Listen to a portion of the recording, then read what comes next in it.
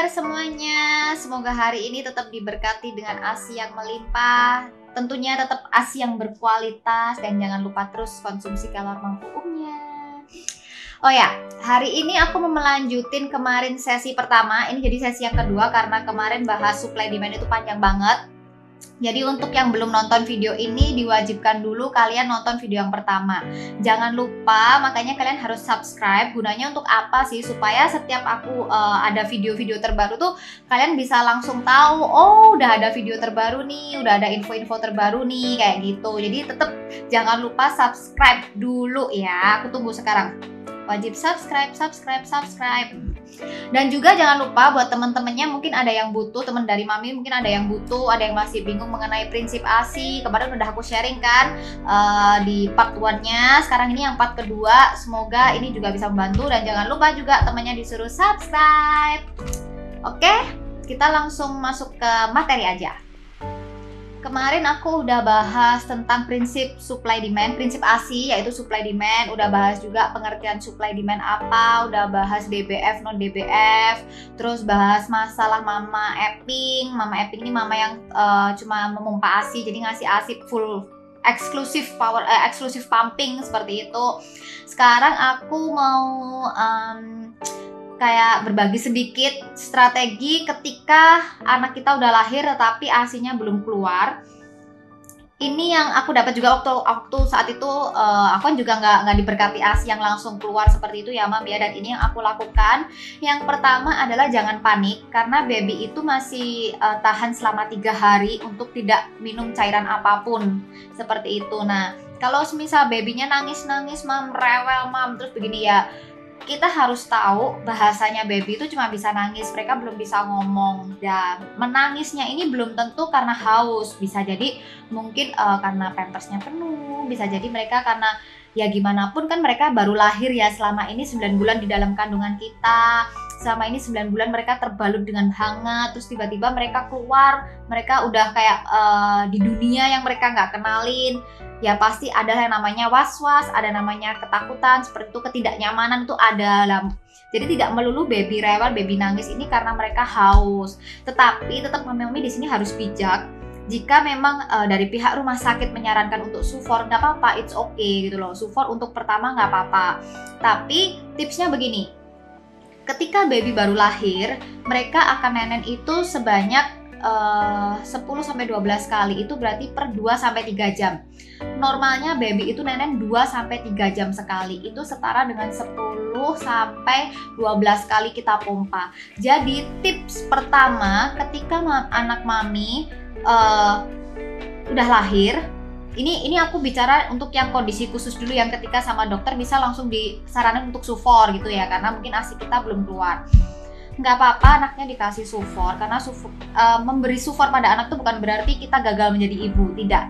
Dokter menyarankan sufor itu adalah pasti saran yang terbaik gitu loh, sudah disesuaikan dengan kondisi anak kita, nggak ada salahnya kita turutin. Tetapi sebagai gantinya kita harus pompa, yaitu sebanyak 10-12 kali atau per 2-3 jam sekali, itu harus dipompa, dirangsang terus ASI-nya. Ini untuk menggantikan hisapan baby, ya itu tadi. Terus kalau semisal ada waktu baby dinenenin sering-sering, walaupun ASI kita belum keluar, walaupun anaknya diberi sufor, nggak apa-apa, tapi tetap usahakan kalian nenenin terus, karena kalian harus tahu kenyotanya baby, hisapannya baby itu sangat luar biasa. Hisapan baby itu yang merangsang ASI kita keluar. Ini yang juga aku tahu dari suster salah satu di rumah sakit yang waktu kemarin aku lahiran, dia tuh bilang, aku waktu itu kan belum keluar ASI, aku tuh baru keluar di hari keempat. Jadi setiap 1 jam sekali aku tuh disuruh nenenin anak aku. Padahal itu ASI aku nggak keluar loh. Setiap 1 jam sekali, jadi anak aku tuh diantar ke kamar untuk aku nenenin. Terus habis itu dia juga membesarkan hati aku. Maksudnya kayak bilang, nggak apa-apa Mam, terus-terusan aja dinenenin, terus-terusan aja dinenenin. Nanti di dalam lidah baby itu ada enzim. Enzim itu yang akan merangsang ASI kita untuk keluar. Nah, makanya kenapa ketika kita habis lahiran dan ASI kita belum keluar, nggak apa-apa, nggak usah takut, nggak usah khawatir, sering-sering aja babynya dinenenin. Semakin sering baby kalian nenenin, itu juga akan semakin sering untuk terpacu keluar. Selain baby dinenenin, kan biasanya ada nih ya, mungkin kondisi-kondisi khusus yang apa ya, kayak mulut baby mungkin ngenyotnya ini nggak kenceng, atau ada lip tie kayak gitu-gitu kan, yang ada kayak kelainan di dalam di rongga mulut seperti itu, kalian bisa seimbangkan dengan pompa. Terus juga usahakan atur apa ya, diri kita sendiri tuh harus kita bisa kontrol seperti itu. Karena gini, anak kita itu kan paling dekat sama kita. Ketika kita menyusui mereka tuh secara kita nggak sadari mereka tuh nempel sama dada kita. Ketika kita gelisah, ketika kita tuh kayak was-was, duh anak gini atau gini, sebetulnya irama detak jantung kita tuh juga jadi nggak beraturan. Nah, di situ itu yang bikin baby akhirnya semakin rewel. Ini aku pernah banget kejadian waktu itu di rumah sakit kan, karena ASIku nggak keluar. Terus sempat mertuaku tuh ya bingung banget gitu loh.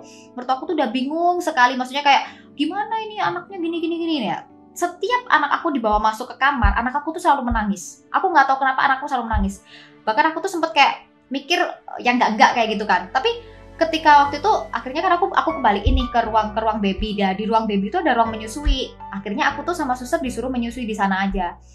Aku nggak tahu kenapa anak aku tuh langsung tenang banget. Terus aku kan tanya sama suster, "Sus, kok kalau di sini anak aku tenang ya? Kalau di kamar maksudnya anak aku kok lebih cracky, kayak maksudnya lebih yang rewel kayak gitu." Terus suster tuh bilang gini ke aku, "Makanya mam, omanya dikasih tahu mam, omanya jangan bingung-bingung. Baby itu sensitif sekali loh mam, dia bisa merasakan energi yang dari kebingungan itu." Nah di situ aku rasa oh berarti sebetulnya anak-anak kita tuh udah ngerti ya, dia bisa merasakan energi ini gitu loh. Makanya sebisa mungkin untuk mami-mami, walaupun ASI kalian belum keluar, jagalah atmosfer di sekeliling kalian tuh dengan atmosfer yang positif.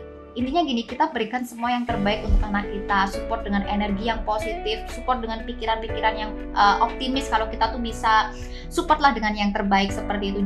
Jadi nggak perlu khawatir, nggak perlu takut, nggak perlu duh nanti ASIku nggak keluar gini. Nggak.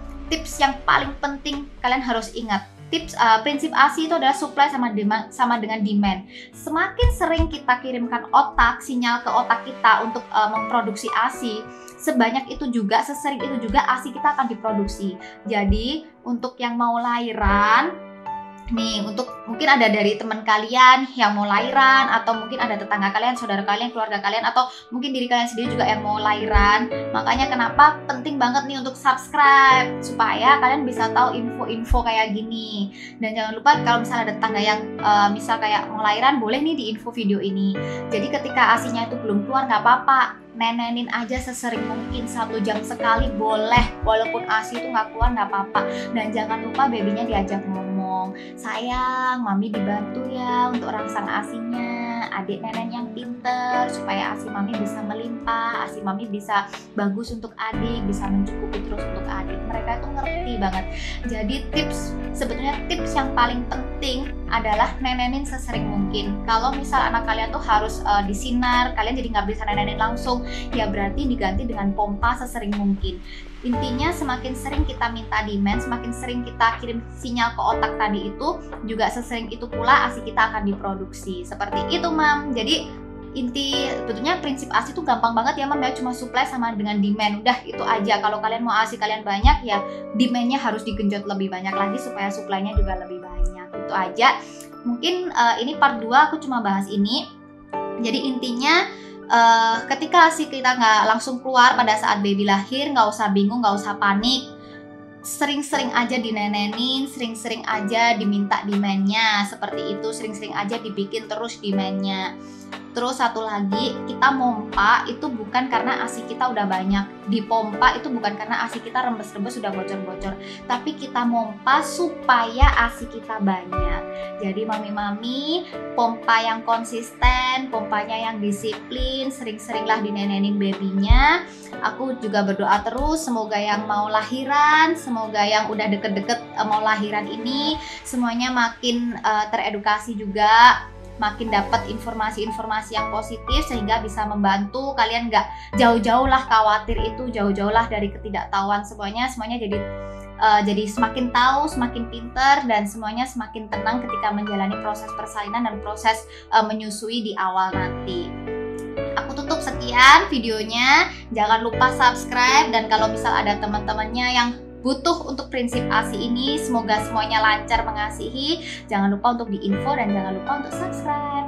Oke, Kita juga ada Instagram di mampuung.id, ada podcastnya juga. Kalian bisa follow semuanya karena di Instagram aku juga banyak sharing-sharing masalah mengasihi seperti itu.